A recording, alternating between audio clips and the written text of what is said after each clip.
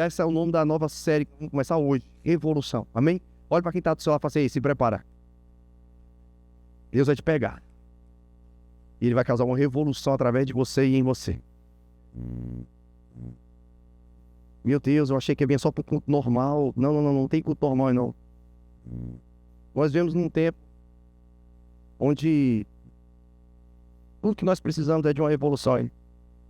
Vemos dias de crise, onde o problema, a raiz do problema, irmão, não é um partido político.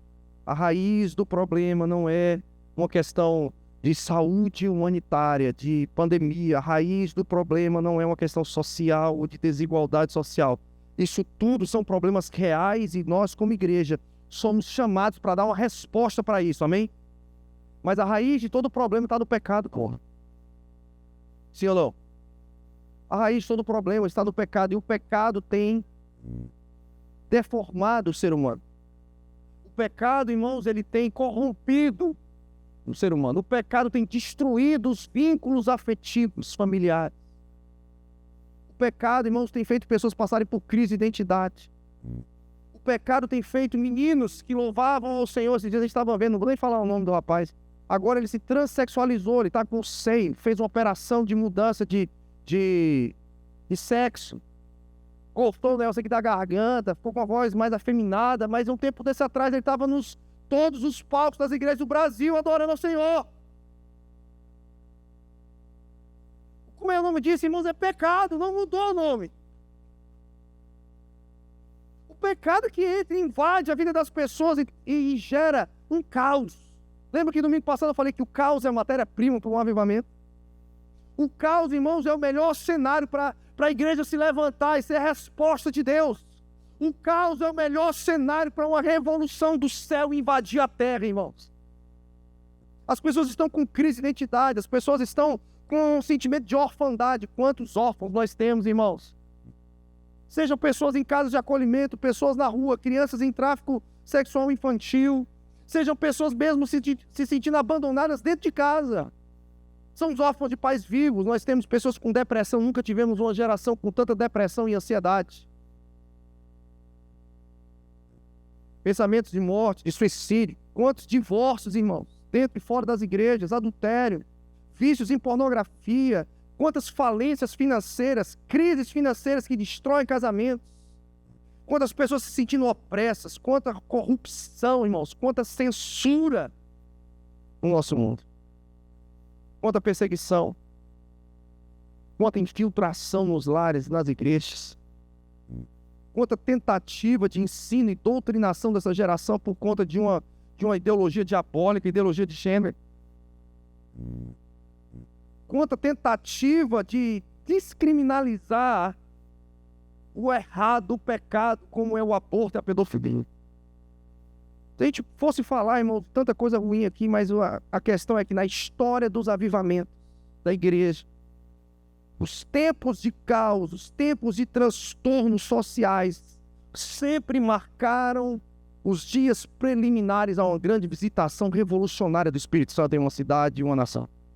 Os dias de transtorno, os dias de caos social, os dias de inversão moral, os dias de abandono da moralidade, os dias, irmãos, de morte, de frieza espiritual, de inversão de princípios, de valores, tudo isso sempre foi uma grande oportunidade para os grandes despertamentos espirituais ao longo da história. Você pode pesquisar nos sites, vídeos, toda a visitação revolucionária do Espírito Santo em um lugar foi marcado por um período preliminar de caos, de transtorno.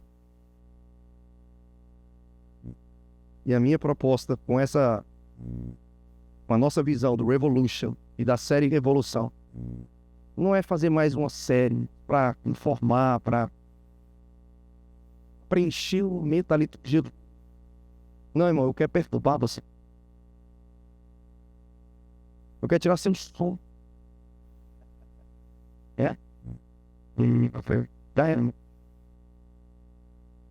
Eu quero te inquietar. Eu quero fazer você pensar, pra que eu fiz aquele vídeo? quero te fazer se sentir inadequado. Nem encaixar em mais nenhum lugar. Entendeu? Se sentir desconfortável em todos os lugares que você for. Em todas as rodas de fofoca que você sentar. Em todo ambiente com bebida que você entrar. Em todo lugar que tem, você sabe que tem negociatas. Em todo lugar que tem pessoas murmurando. Em todo lugar que tem pessoas desistindo. Você sempre vai ser aquele que vai estar nadando contra a maré. Se sentindo desconfortável. Inadequado. Porque Jesus, irmãos, Jesus não veio para melhorar a gente. Jesus veio para matar a gente. Jesus não veio para fazer uma melhor versão da gente. Não. Jesus não veio fazer a melhor versão do velho Davi. Jesus veio matar o velho Davi. Para que revolução maior do que essa, irmão? Fala para mim. Isso é uma revolução louca. A começar do próprio Deus, que manda o seu Filho unigênito para descer dos céus. Irmãos, o Todo-Poderoso se diminui no ventre de uma mulher. Que loucura é essa, irmão? Para pensar. O Deus, o Verbo, aquele que estava antes de todas as coisas, aquele que pelo poder da sua palavra chama a existência o que não existe, o Filho, o unigênito do Pai, à direita de Deus Pai, sentado no seu trono, ele se faz um embrião no ventre de um adolescente. Aí, gente. Não, irmão, pelo amor de Deus, se isso não for uma revolução, eu não sei o que é isso. O cara nascer, viver todos os processos de uma criança, irmão, de ser discipulado e cuidado, educado por Maria, por José, o seu pai adotivo, para depois ser crucificado no meio do seu lugar, sem nunca ter pecado. Não, se isso não for uma revolução, não sei o que é. Um justo que nunca pecou, sofrer todas aquelas chicotadas, coroa de espinho, cuspe na cara, prego nas mãos, nos pés, morrer a pior morte, que era a morte de cruz, e ele foi como uma ovelha muda ao matadouro, por mim e por você, irmãos. O próprio Verbo encarnado. Não, se isso não for revolução, não sei o que é isso. Se a nossa mensagem não for uma mensagem revolucionária, irmão, eu não quero ser mais crente. Eu me nego a ser crente. Se a nossa mensagem não for uma mensagem radical, irmãos, eu estou fora de igreja. E para completar, esse cara depois ressuscita ao terceiro dia. Recém à noite. Rasgou a cédula de dívida. Não pagava isso. E expondo publicamente Satanás no meio do seu mundo. Aquele que nos condenava, apontava para nós.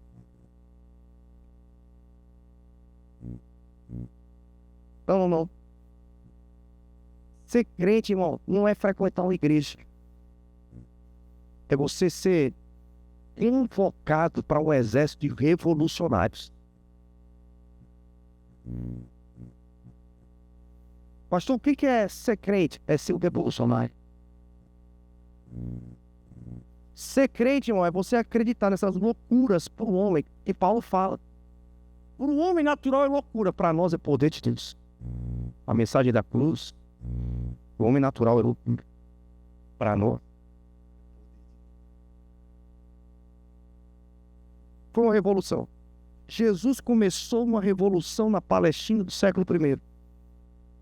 E já tentaram parar, irmão, até hoje, mas ninguém parou a igreja. Nem vai parar. Já tentaram calar a igreja. Tentaram com todas as formas, violência, perseguição, morte. Agora, censura, infiltração de todas as formas. Mas Jesus gastou todo o seu tempo do ministério preparando pessoas que iriam dar continuidade a uma revolução para reprimir o mal do mundo, para renovar o mundo, para fazer parte de um processo de revolução que ia redimir, que ia curar o mundo e não destruir o mundo. Jesus não veio, irmãos, começar uma nova religião, um gueto, um clube social que se reúne só aos domingos à noite, passivos, telespectadores. Não! Jesus veio despertar pessoas para serem ativas, proativas, inquietas, desesperadas, eu chamo de perturbadores da ordem.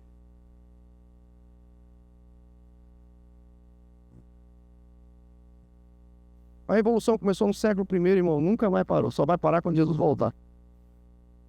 Quando ele vier estabelecer o seu reino, perpétuo, inabalado, por mil anos. Como é o nome dessa revolução, pastor? É cristianismo. Já ouviu falar? Sim. Ai, não, a religião. Não. Uma religião, você opta por ela. Cristianismo, não. Cristianismo, ele te mata. Entendeu? E aí você agora não tem mais vontade. Ai, pastor, eu não tenho vontade, não. Nós somos um exército de monstros. Mas ressuscitamos com Cristo quando passamos pelo batismo. E agora cheios do poder do Espírito. Por isso que Paulo fala, não sou eu, mas Cristo vive. Sabe quando é que a igreja ela se conforma com o mundo? Paulo disse, não vos conformeis com esse mundo. Romanos 12, versículo 1 e 2. Quando a igreja se conforma com o mundo, pastor? Quando ela está viva. Quando a gente está vivo demais, irmão, a nossa alma vai querer a autopreservação da nossa vontade, dos nossos desejos, dos nossos projetos pessoais. A nossa alma vai querer autopreservar a nossa reputação. Fala para mim se vocês estão comigo, irmão. Reage, pelo amor de Deus. Nós somos pentecostal, lembra? Quem está visitando, depois eu explico o que é, mas nós somos. Somos batistas, mas de parede no fogo. Essa é a nossa história. Eu nem falei isso para vocês que estavam no café hoje, né? Pastor Márcio foi para a igreja Batista Lagoinha, ele estava meio desfiadão. Ele era um empresário de sucesso, ele ouviu falar, eu falei, vende, cara, vamos bicho. Eu vou. Aí ele falou, que igreja é? Ah, uma igreja.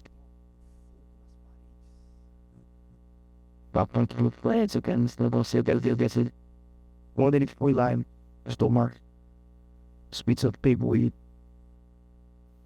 E teve uma experiência tão violenta, tão revolucionária, que ele já se levantou naquela madrugada, voltou para casa no outro dia, juntou a mãe, seu pai tinha falecido, então ele era agora o provedor da sua casa, juntou todos os seus irmãos e falou o seguinte, eu não presto mais para essa empresa.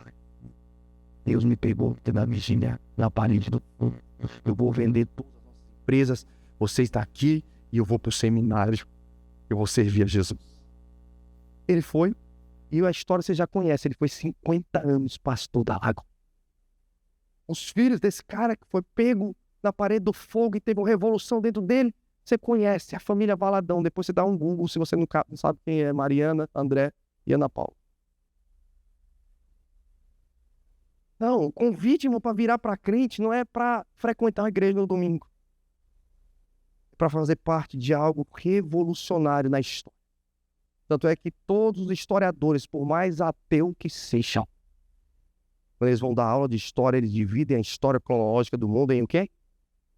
Antes, pelo amor. Até o ateu tem que confessar isso aí na hora de ensinar história, mano. Deve ser ruim demais para um ateu fazer isso, né? A história da humanidade, o cara que não crê em nada, não crê em Jesus, não crê na Bíblia, ele tem que se curvar. A história da humanidade é dividida entre antes e depois do meu mestre e do seu mestre. Pelo amor de Deus, se esse cara não gerou uma revolução na história do mundo, eu não sei o que ele fez, não. Agora, interessante, irmãos, é que a gente entender que nós fazemos parte disso. Nós precisamos acreditar que nós estamos dentro dessa realidade que está até hoje, há mais de 2 mil anos, causando uma revolução no planeta Terra. Se tornar membro da Lagoinha, virar para crente, irmãos, não é dizer que agora você tem uma nova religião, uma nova igreja. Não, não, não, não. É você não prestar para mais nada. É você se juntar a um bando de louco, chamados seguidores de Cristo, ou cristãos, que estão causando uma revolução nos nossos dias. Pastor, mas o que é revolução, pastor? Revolução é uma palavra de origem do latim, que significa uma alteração violenta. Alteração violenta. É isso que Jesus faz em mim e em você, irmão. Ou deveria, pelo menos, né? Deveria, né?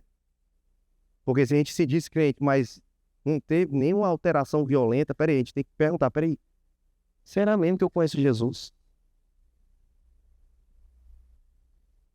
Revolução, pastor, é resistência. Revolução é você gerar uma mudança brusca, passar por uma mudança brusca, violenta em toda a estrutura da sua vida econômica, social e política. É uma transformação, é uma mudança completa. Eu gosto disso aqui. É uma perturbação moral. Meu Deus, eu estou tirando do dicionário, tá, irmão? Perturbação moral, indignação, agitação, que causa repulsa. Fala até de náusea, de nojo. Meu Deus, irmão. Aquilo que antes para nós era saboroso, que era prazeroso, agora vai causar náusea na gente. Por quê? A gente virou da lagoinha? Não. Porque agora a gente é crente. É uma revolução, irmão. O cara que batia na mulher não bate mais. O cara que mentia não mente mais. A mulher que fofocava não fofoca mais. A mulher que adulterava não adultera mais. O menino que era rebelde não é para ser rebelde mais. Irmão, precisa causar uma mudança radical. Em todas as áreas da nossa vida, uma modificação em todas as áreas. Uma renovação de mente. Uma revolução de costumes. Uma mudança radical de dentro de uma sociedade que acontece no contexto cultural. Uma nova ordem estabelecida. É uma transformação profunda. Meu Deus. São modificações radicais que levam para a gente num estado de estarmos desassossegados, que seria inquietos, entusiasmados, eufóricos. Irmãos, a gente tem que ser eufórico. Eu sei que todo mundo tem um dia mal. Quem tem dia mal aí? Me ajuda, pelo amor de Deus, não me deixe sozinho. Ah, pastor, tem dia mal. Pare. Às vezes, momentos no mesmo dia. O pastor amigo meu dizia que pastor é meio bipolar. De manhã ele está fazendo um casamento. À noite ele já está celebrando um funeral. Ele está passando um momento difícil, mas ele está cantando que as pessoas têm que pular e se alegrar. Ele é meio louco. É meio louco. Não dá para ser normal. Mas a gente tem que ter entusiasmo. Como é que nós vamos, irmãos, seguir alguém que causou a maior revolução do mundo?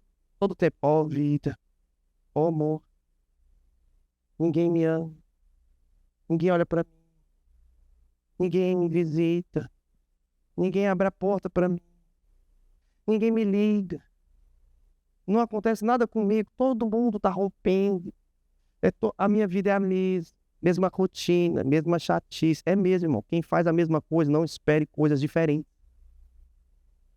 Entendeu? Para de terceirizar o que Deus vai fazer na sua vida. Dá um tapa na sua cara e fala, toma vergonha e seja alguém entusiasmado, pelo amor de Deus. Se você não tiver coragem, manda a sua esposa dar. Ela vai ter coragem. Ah, Douglas, a Vera gostou. Douglas, toma cuidado. Você é maguinho, a mão dela é grande. Se ela te pegar com violência, já era, meu filho. Oh, meu Deus. Foi o que Jesus veio fazer. Jesus veio fazer. Então hoje eu estou começando uma nova série, pode ser? Se você tiver coragem, você vem nos próximos domingos. Mas para dizer que eu não falei da Bíblia, não li nenhum texto, eu vou ler o texto. Para a gente acabar. Pode ser? Porque senão vai ter gente, pastor tá falando tanta coisa, inventando, é tudo dele. Ele não leu um versículo da Bíblia. Tá bom, Pedro, quando ia pregar na casa de Cornélio, ele estava com alguma Bíblia na mão? Paulo, quando viajava, ele estava lendo algum sermão que ele tinha imprimido em alguma impressora HP da época? Ele estava falando que estava dentro dele, irmão, porque a boca fala que está cheio o coração. Nós somos as cartas ambulantes que o mundo tem que ler, irmãos. Porque o problema é que tem muito crente com a Bíblia debaixo do braço, mas não prega nada, ou faz o contrário. Faz atrapalhar a revolução de Jesus. Então tira a Bíblia debaixo do braço, pelo amor de Deus. Não diz que é crente, não. Atrapalha o que a gente está querendo fazer.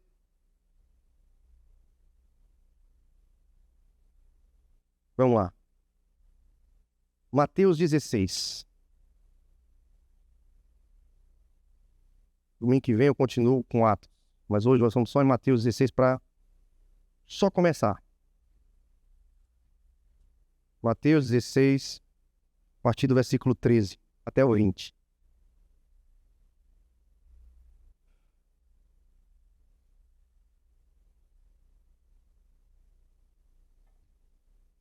Indo Jesus para os lados da Cesareia de Filipe, perguntou a seus discípulos: quem diz o povo ser o Filho do Homem?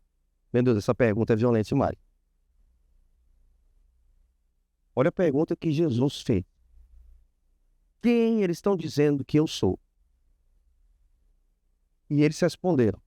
Uns dizem João Batista, outros Elias, outros Jeremias, ou algum dos profetas. Aí Jesus olha para os discípulos e fala, ok, eles estão falando isso, mas vós, ou seja, e vocês, quem dizes que eu sou? Ou seja, para vocês, quem eu sou? Agora, para aí. Se Jesus viesse aqui agora, de verdade, descesse aqui agora, se materializasse, ele já fez isso uma vez, né? Em Atos 1 está ali, Jesus ressurreto, corpo glorificado, mas está lá, senta com os discípulos, fica 40 dias, conversando, comendo com ele. Aí Jesus chegasse para nós aqui e falasse, vem cá, aí passasse o microfone. Fica tranquilo que eu não vou até você. Já tem gente abaixando o olho, igual o professor quando vai fazer a pergunta, sabe como é que é? O professor fala, vou fazer uma pergunta para agora, todo mundo já fica assim, ó.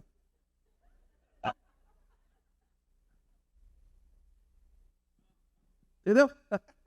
Mas se Jesus passa aqui agora... Não. O problema é esse aqui, a gente mente demais quando ele está louvando, irmão. Gente, Jesus, tu tá aqui, mas sério mesmo, se ele parasse aqui agora e falasse, quem eu sou para você? Não, o careca, o de 9 dedos, o velho, eles podem falar o que eles quiserem de mim, tudo bem, Jesus não se importa. Jesus, ele fala assim, vamos tirar o foco do que eles estão falando, eu quero saber assim, e vocês que andam comigo, quem eu sou para vocês? Porque esse texto de Mateus 16 é o primeiro texto, e nesse momento, na cidade de Cesareia de Filipe, que Herodes, ele dá para o seu filho Filipe, e Filipe muda o nome da cidade, que era Panéias, ele muda para Cesareia de Filipe em homenagem a César Augusto, imperador romano, e ele estabelece ali naquela cidade um templo pagão, de adoração pagã, irmãos, onde os judeus não passavam por aquele lugar, porque era tanta orgia, tanto paganismo, tanta loucura que tinha ali em Cesareia de Filipe, que os judeus desviavam do caminho para não passar por ali. E Jesus decide em meio a um local, irmãos, de comércio, de riqueza, sim, porque não tem só riqueza onde Deus está, porque tem riqueza produzida por quem não é crente, tem ou não tem? Mas de muita politicagem, de muita carnalidade, de muita idolatria, de muito paganismo. Nesse ambiente, Jesus, pela primeira vez, ele fala para os seus discípulos o que ele veio construir na terra. Qual a sua missão? O que ele veio fazer, irmão? Qual era o projeto de Jesus? Qual era a visão de Jesus? É aqui, é nesse lugar. E ele começa esse diálogo, esse bate-papo com os discípulos. Falei, quem eu sou para você? Aí continua. Respondeu Simão Pedro e disse, tu és o Cristo, Filho do Deus vivo. Então Jesus lhe afirmou, bem-aventurado és Simão Barjonas, porque não foi carne e sangue que tu revelaram, mas o meu Pai que está no céu. Também eu te digo que tu és Pedro, e sobre esta pedra edificarei a minha igreja, e as portas do inferno não prevalecerão contra ela. Dar-te-ei as chaves do reino dos céus, e o que ligares na terra terá sido ligado nos céus, e o que desligares na terra terá sido desligado no céu. Então advertiu os discípulos de que ninguém dissessem ser ele o Cristo. O que acontece nesse versículo? Pela primeira vez, a gente percebe Jesus dizendo, ei, você teve revelação, Pedro. Você está dizendo que eu sou Cristo, não foi ninguém que te falou isso de forma humana, sabedoria, transferência de informação, não foi carne que te revelou isso, foi o meu Pai que te revelou quem eu sou. Agora, toda vida que nós temos uma revelação, irmãos, de quem é Jesus, automaticamente nós vamos ter uma revelação da nossa própria identidade. Porque logo em seguida Jesus fala, ei, eu sou Cristo, o Pai te revelou, então peraí que eu vou te falar o seguinte, então tu és Pedro. E toda vida que a gente tem uma revelação de quem nós somos, a cura da nossa alma, a revelação da nossa identidade, ela não vem só para a gente se deitar numa rede, se balançar na sombra, tomar uma água de coco e dizer que agora a gente virou para crente. Não, ela vem acompanhada com uma missão e com uma autoridade. Ou seja, quando nós sabemos quem é Jesus, ele nos convoca, nos arregimenta para o exército de revolucionários. Ele fala o seguinte: você sabe quem eu sou? Agora eu vou te revelar quem você é. Eu vou te dar uma missão e eu vou te dar uma autoridade, porque o que eu vou começar na terra vai derrubar as paredes do inferno. Jesus em nenhum momento falou: ei, se junta a mim, porque eu vou começar a maior sinagoga, meu amigo. Nós vamos bombar, nós vamos botar luz, nós vamos botar jogo de fumaça, nós vamos botar LED, nós vamos ser a Lagoinha de Orlando no século I, vai ser uma loucura. Jesus não falou isso. Jesus falou o seguinte: as portas do inferno não prevalecerão contra a igreja. Eu vou acabar aqui e vou continuar domingo que vem, pode ser? Quando Jesus fala o seguinte: eu edificarei a minha igreja. Ele fala: eu edificarei a minha igreja sobre esta pedra. Que pedra? Da revelação quem Jesus é. E sobre esta pedra da revelação quem é o Cristo, eu vou edificar a minha igreja e as portas do inferno não prevalecerão. Por que Jesus fala isso, querido?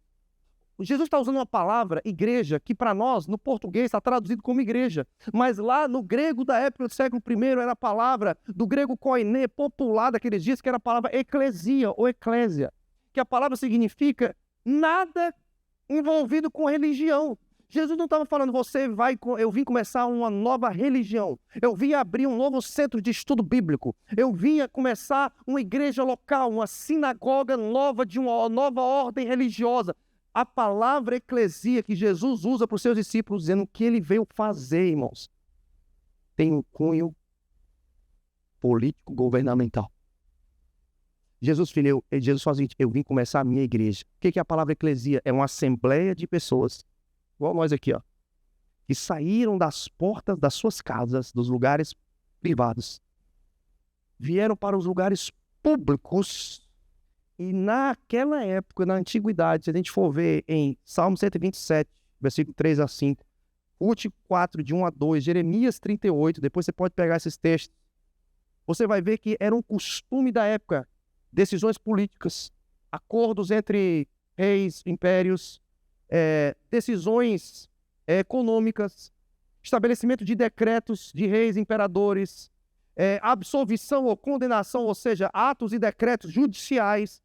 Eles aconteciam nas portas das cidades, e as cidades eram cercadas por muros e tinham portas grandes. Era como se fosse a assembleia legislativa dos nossos dias, que as pessoas se juntam para deliberar assuntos concernentes à cidade. Você está pegando, irmão? Jesus disse: eu vim estabelecer uma igreja. Jesus está dizendo assim: eu vim começar algo que vai tocar as cidades. Eu vim começar algo que vai tirar as pessoas do conforto da sua casa, das quatro paredes da sua zona de conforto, da sua vida privada, particular, individualista, e eu vou convocá-los para os lugares públicos, onde nós vamos ter, sim, que dar a nossa opinião, nós vamos ter que dar a nossa cara a tapa, nós vamos ter que nos expor, nós vamos ter que, sim, falar o que nós pensamos, nós vamos ter, sim, que nos colocar no lugar de influenciar pessoas. Porque, afinal de contas, ser sal da terra e luz do mundo não é ficar dentro do saleiro e nem ficar dentro das quatro paredes para ver quem brilha mais. Mateus 5, Jesus fala: vocês são sal da terra e luz do mundo. Pegando Mateus 5, Mateus 16, meu Deus, eu estou dando aula.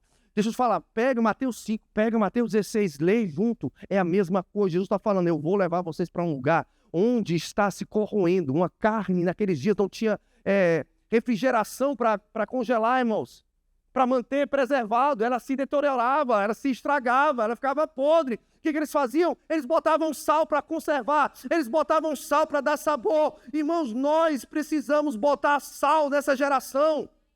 Nós precisamos estar no meio, irmãos, para aquilo que está se apodrecendo. Tantas famílias, tantos casamentos, tantas escolas, tantos adolescentes, quantos jovens estão apodrecendo, irmãos.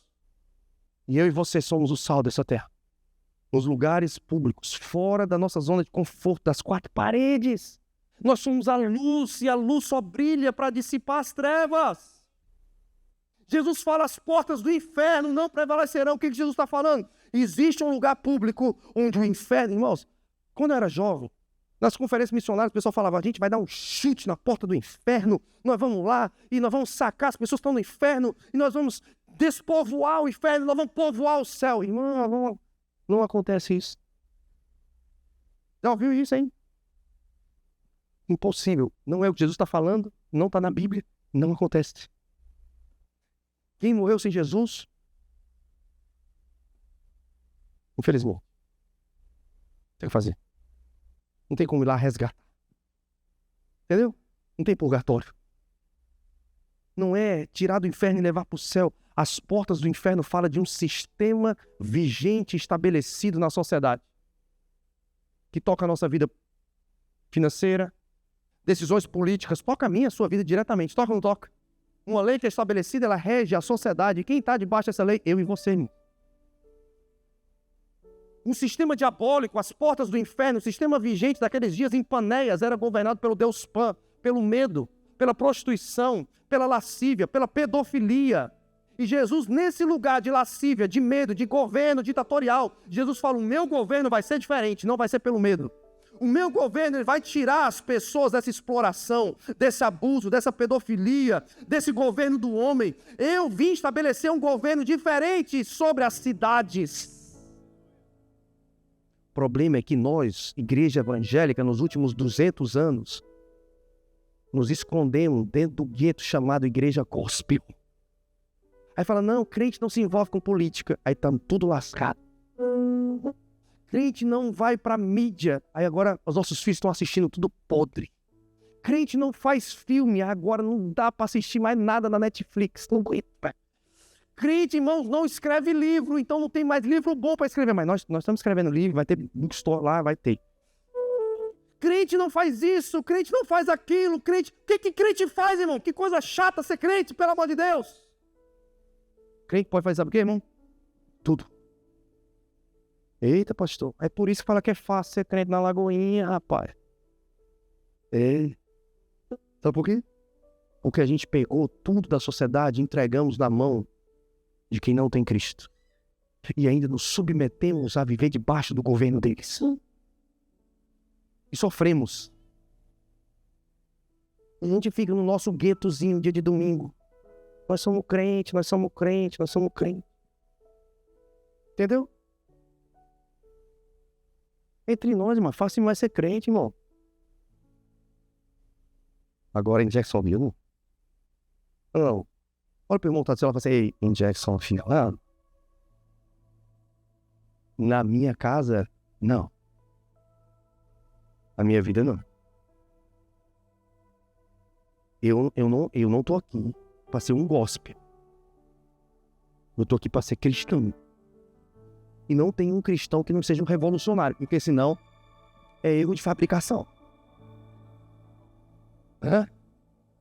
É. Irmãos, Jesus está dizendo o seguinte, ei, Pedrão, agora que você sabe quem eu sou, eu vou te contar o que eu vim fazer. Eu vim começar uma revolução. E eu vou te dar a chave do meu reino.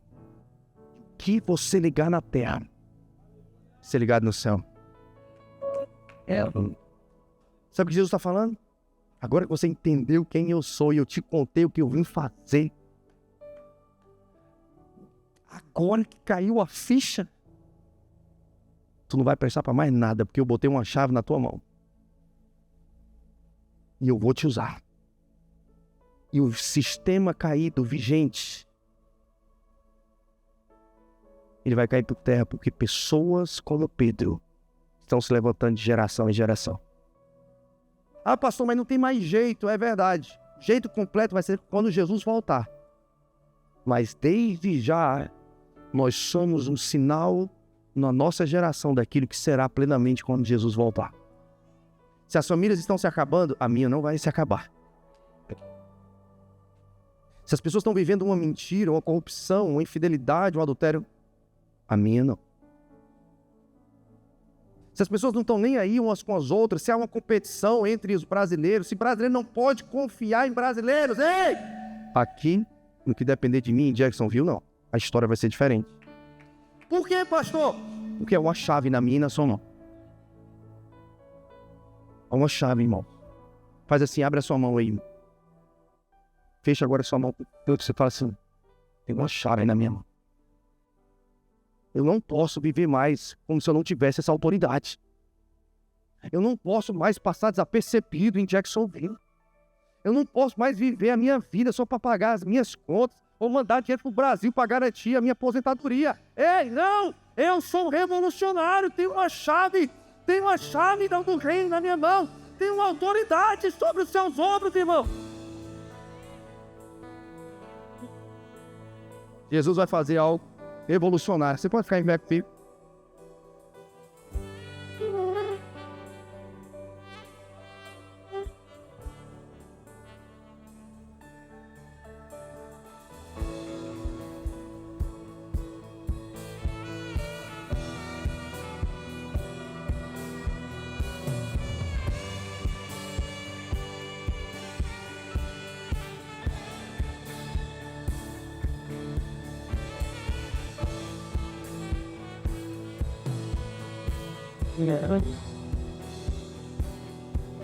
Aleluia.